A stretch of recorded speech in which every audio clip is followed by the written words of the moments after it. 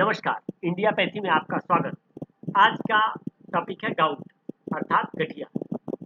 तो गठिया को लेकर के ढेर सारे भ्रम है लोगों में, जबकि गठिया की जो साधारण पहचान है आप इस पैर के अंगूठे को देख करके कि साधारण पैर का अंगूठा बिल्कुल सपाट सीधा दिख रहा है।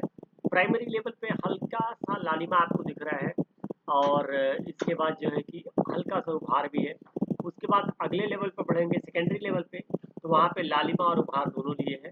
और जब ये पूरी तरह से बढ़ जाता है तो देखिए किस तरह से अंगूठे के पीछे का हिस्सा बिल्कुल उठा हुआ नजर आ रहा है। इस तरह से आप बोन की स्थिति देख सकते हैं कि गाउट के कंडीशन में एक्चुअल में इंटरनल हड्डियों के जॉइंट्स पे क्या हो रहा है।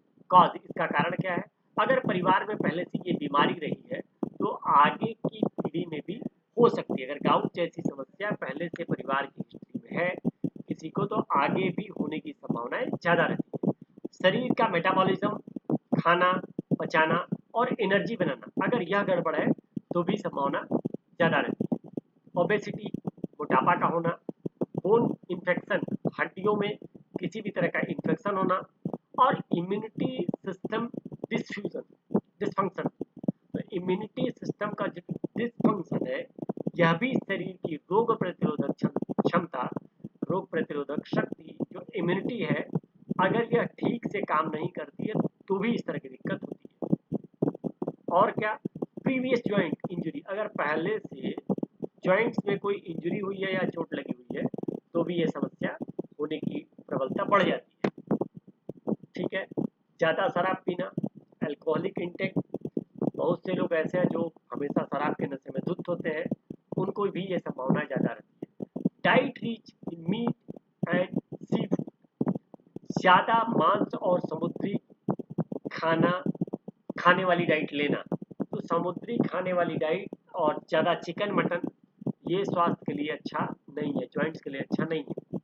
पुअर किडनी फंक्शन, अगर किडनी ढंग से काम नहीं कर रही है तब भी गाउट की संभावना बढ़ जाती है। अदर प्रॉब्लम में और क्या हो सकता है? आपकी उम्र के अनुसार, आपके जेंडर के अनुसार, लिंग के अनुसार, जैसा कि पुरुषों में ये खतरा ज़्यादा होता है।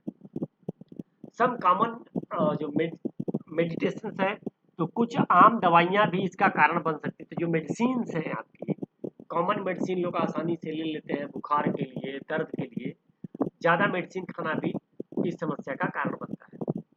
प्रारंभिक लक्षण क्या है इसके? अर्लियर साइन, सूजन का होना, सुन्नर होना, जोड़ों का अकड़ जाना, दर्द का होना, बुखार का रिपीट बार बार होना और अत्यधिक थकान का होना।